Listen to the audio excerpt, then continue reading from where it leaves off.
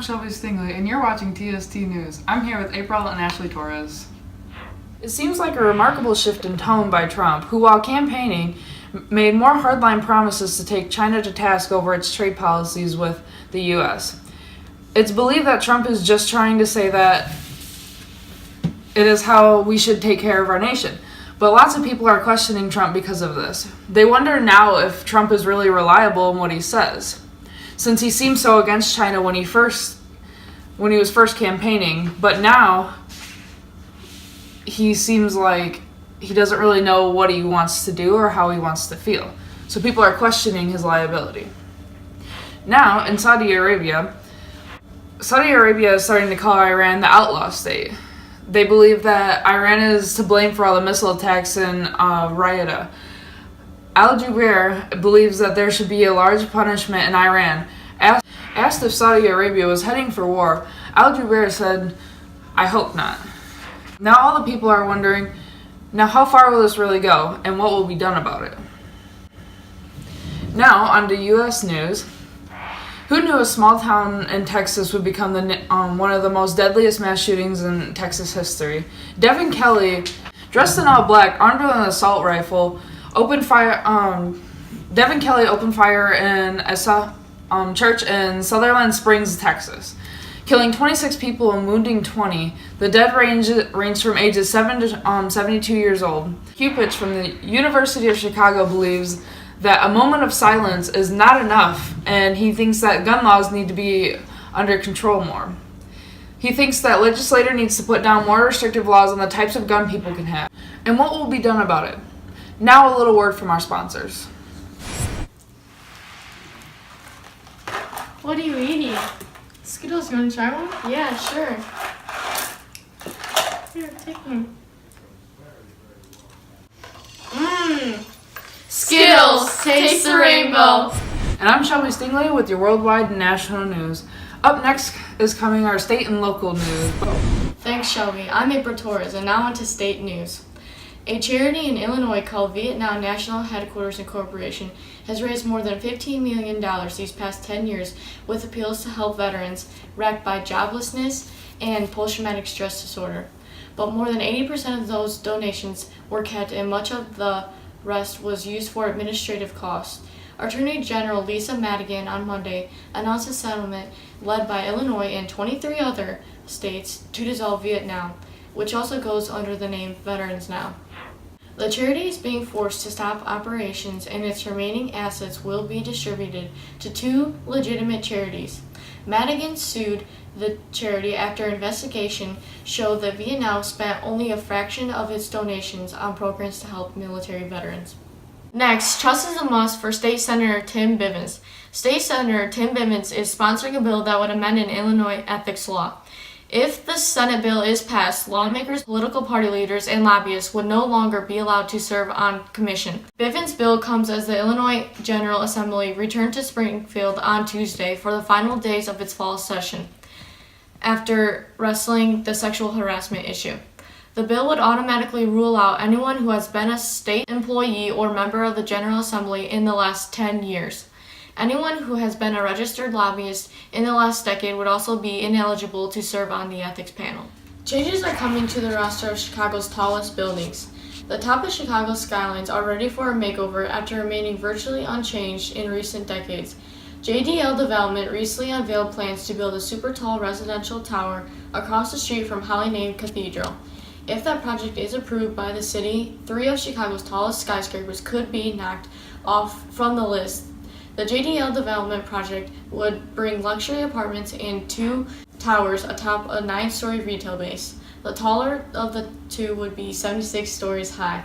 It will be the city's 6th tallest building. First, on your local news, in Mount Morris, Jamie Cox, a Rockford police officer, died early Sunday after a scuffle during a traffic stop that led to a crash.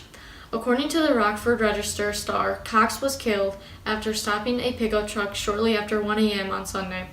Police believe Cox scuffled with the driver, Eddie Patterson, and became entangled with the truck while he opened fire with his sidearm. An autopsy revealed that he died of blunt force trauma, and his death was ruled a homicide, while Patterson died of a gunshot wound. Cox lived in town for a few months while training for the Illinois Department of Natural Resources Conservation Police, where he worked before joining the Rockford Police Department in 2016. A visitation will be held for him from 3 to 9 p.m. on Friday at First Tree Evangelical Church in Rockford. Locals believe our gun laws need to be more strictly enforced. Since firearms could be legally purchased, there have been more than 6 mass shootings since 1999. The Columbine High School massacre, the Sandy Hook Elementary School shooting, the San Bernardino shooting, the Orlando nightclub shooting, and the Las Vegas shooting, and now recently the Texas church shooting, have accumulated for a total of 187 deaths because the wrong people got their hands on guns. Every time there is a shooting, we are told now isn't a good time and nothing gets done. But when is the good time? We now switch over to a new food option for students who attend Challen Middle School. Challen Middle School is now providing a breakfast cart that gives students another opportunity to get a healthy food item before class. This is an alternative to the hot breakfast they serve in the school cafeteria. The breakfast cart features milk, juice, cereal, yogurt, fresh fruit, muffins, cereal bars, and much more. If you're looking to do something this weekend, there are plenty of events you can go to. In Dixon, ceremonies will begin at Veterans Memorial Park.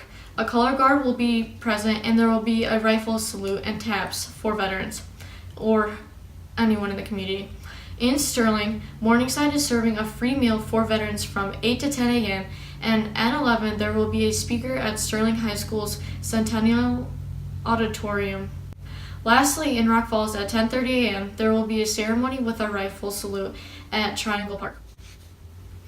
And now on to sports. Here is Ashley Torres. Thanks, April. I'm Ashley Torres with your daily dose of national and local sports highlights. Up first with your national sports, Cubs star Jason Hayward won his 5th Gold Glove for the 5th year in a row. Jason Hayward is the Cubs' right fielder. Jason Hayward won his first Gold Glove in 2012 with the Braves. He won his 2nd Gold Glove with the Cardinals in 2015. The Cubs also gained some insurance Monday by making offers to free agent pitchers Jake Arrieta and Wade Davis. They offered the two pitchers $17.4 million for 1 year. Arrieta believes that he can pitch until he is 40, and he is currently 31. Davis is a top free agent, and he is currently 32. The $17.4 million qualifying offer is $200,000 more than the annual average of the 5-year, which is $86,000. If either Arrieta or Davis turns down the Cubs' offer, the Cubs will get a compensation pick in the 2018 draft. Looking ahead to the 2018 MLB season, after the Houston Astros won the 2017 World Series championship, there are 5 teams to expect big things from. Coming to number 1, the Houston Astros are returning almost all of their starters, and they are expected to dominate again. Number 2, the Los Angeles Dodgers, after losing to the Astros in the 2017 World Series championship, they are looking to come back this season after the loss with high expectations. Number 3, the Washington Nationals are hoping to break records this season and then win a World Series. Number 4, the Cleveland Indians are hoping a stack of 4 pitchers can average at least 10 strikeouts per 9 innings. Number 5, the Chicago Cubs are getting a serious offseason reboot, but the 3 core players still remain in the starting lineup, so make sure to keep your eye out for the Cubs. Moving on, in the NBA, the Chicago Bulls are in a tough situation. 2 Bulls players, Bobby Portis and Nikola Mirotic, can't seem to get along with one another. On October 17th, Bobby Portis and Nikola Mirotic had gotten into an altercation at practice. Portis punched Mirotic in the face, causing Mirotic to get 2 facial fractures. Mirotic remains weeks away from returning, but Portis is returning tonight after his 8-game suspension. Mirotic doesn't think he and Portis can coexist anymore. Now onto your local sports. Local football teams of Dixon, Sterling, and Newman defeated their opponents, allowing them to go on to the 3rd round of the playoffs. Dixon defeated Rockford Christian 63-26, Sterling defeated Kalen 46-20, and Newman defeated Hope Academy 41-22. They are all hoping to advance in this Saturday's 3rd round of playoffs. Dixon plays at 6 p.m. at Hanson Stadium in Chicago. The Dukes are going up against Chicago Rabby. Sterling plays at 1 p.m. at Marion High School in Woodstock. The Warriors are facing Woodstock Marion. Newman plays at 1 p.m. at Roscoe Eads Stadium in Sterling. I'm looking forward to seeing these teams play this weekend.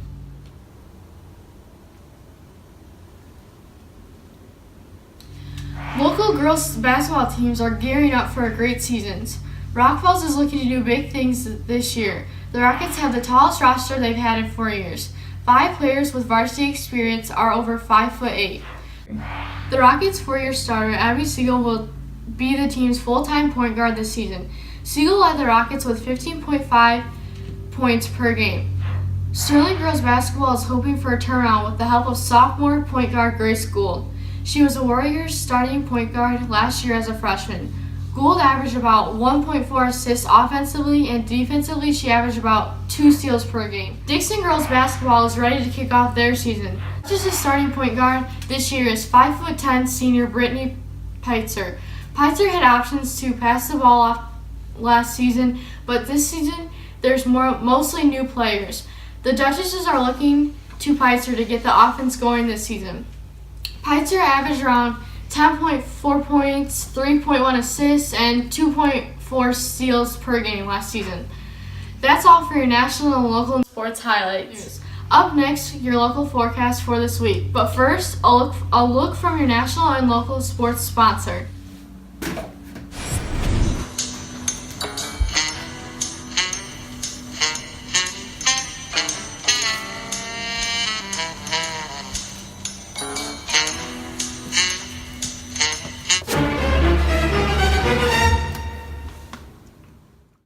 There's no need to hide the fact that you love Doritos, because everyone does. I'm Ashley, and I'm back with your local forecast for this week. Today is cloudy and 36 degrees and 32 degrees at night. Sunday is supposed to be 38 degrees and cloudy and 26 degrees at night. Monday is supposed to be 42 degrees and partly sunny with 33 degrees at night. Tuesday is supposed to be 46 degrees and cloudy and 44 degrees at night. Wednesday is supposed to be sunny and 55. So Wednesday's the day you kind of want to get outside and get some sunshine. And at night it's supposed to be 30 degrees. Thursday is supposed to be 45 degrees and cloudy and 41 degrees at night.